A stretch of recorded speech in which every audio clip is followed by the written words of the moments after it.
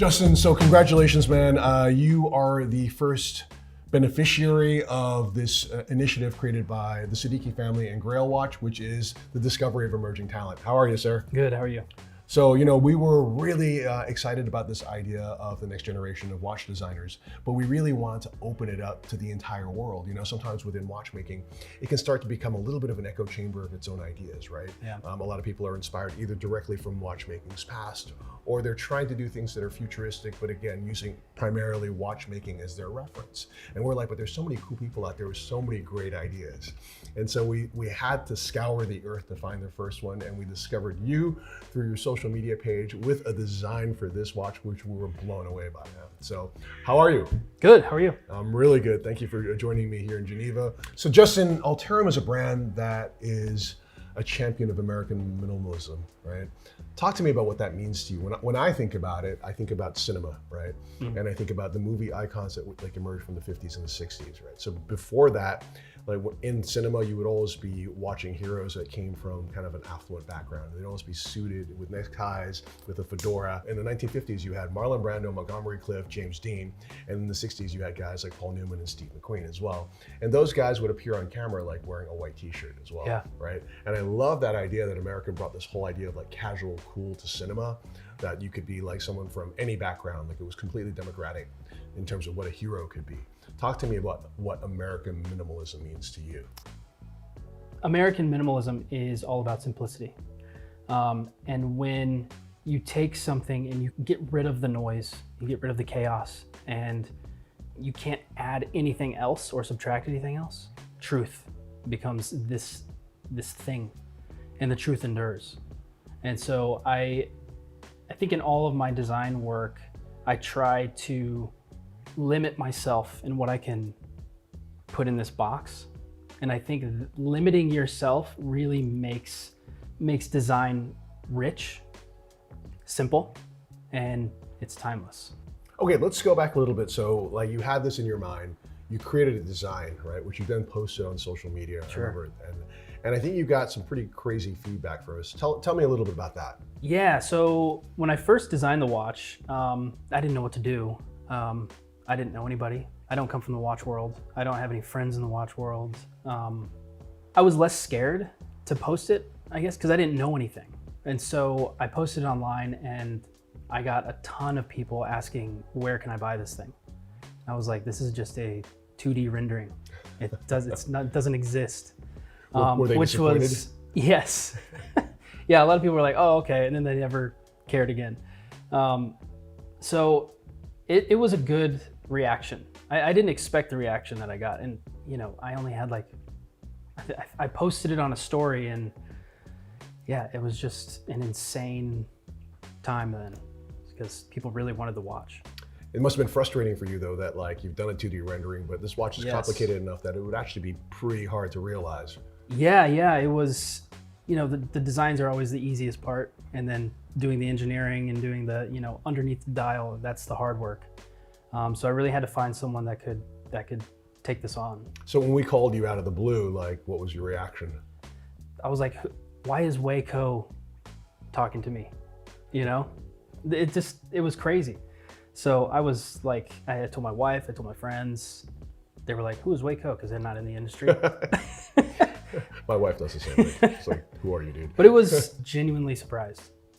But the first thing that I would say, it's actually a really elegant watch, right? So talk to me a little bit about size and thickness as well, because it seems to be kind of exactly at the sweet spot of the taste of today. Yeah, I wanted this watch to be beautiful and elegant, and it's 38.5 millimeters in diameter. It's 10.5 thick. And I think we achieved something that everyone can wear every day. I think that's what's cool about it, because fundamentally America is super democratic, right? And the whole idea is that an American watch should be able to be on any wrist, right? Whether it's men's, women's, different, regardless of age demographic or whatever. And I think what you created is the perfect kind of sweet spot that fits basically everyone, right? It's like that great white t-shirt. Yeah. It needs to work with everything. Exactly. It needs to, take you, it needs to inspire you to dress a certain way. The watches are inspiring to me. The hardest thing, is choosing a watch in the morning. It's funny too, because you're talking about how the space that the Guggenheim is in the juxtaposition of that sculptural edifice in the middle of an urban setting is what makes it super interesting, right? What's interesting to me is that this watch should almost be just pure round container, but it's contrasted by the fact that it's an integrated bracelet watch as well, Yeah. right? And yet somehow it works. The integration of that bracelet is really well done. Talk to me about the bracelet concept. The bracelet, I didn't want traditional lugs on this watch. When I first designed this watch, it had a rubber bracelet and it wasn't elegant enough. So I designed this steel bracelet with it, and it needed to flow. It needed to, look like it belonged to this watch. Well, I remember what you were saying is that you have a round container, and so you want to add really strong vertical lines to give it this dynamic contrast, right? Yeah. But then it's kind of if you're making the most angular bracelet possible, how do you make it comfortable? And so that's it was really challenging, because the back of the bracelet is super comfortable and very, very well finished. Well, the top of it has these really kind of flat dynamic surfaces. Yeah. Talk to me about the vertical striations that we see throughout each of the lugs as well. What does that representative look to you? So the bracelet needed to flow into the watch case, or into the watch head itself. And I used some of the design elements of the dial on the bracelet. The minute hand is this elongated, stick. And I wanted to carry that on through the bracelet. That's very cool. It kind of completed the watch. And how many of these are there? Is it 7? It's 7. Yeah. Why 7? 7 looked right. It didn't look crowded. It didn't look, empty. It was the perfect amount of little hash marks in the bracelet. Well, I like it because without having to change the size of these hash marks, as you put it, you have a really nice taper to the bracelet. So it starts off with a lot of negative space on either side, and it kind of narrows down to perfectly frame these 7 vertical lines. And it doesn't look busy on the smaller portions of the bracelet. It doesn't when it tapers, it doesn't look smashed or, How does it make you feel to be the first person to win this initiative to benefit the discovery of emerging talent? It makes me feel proud, and also a little scared. It means that I have a lot to build with this brand, in terms of image and in terms of, the future of this project. We want to make it successful. And so I'm just excited.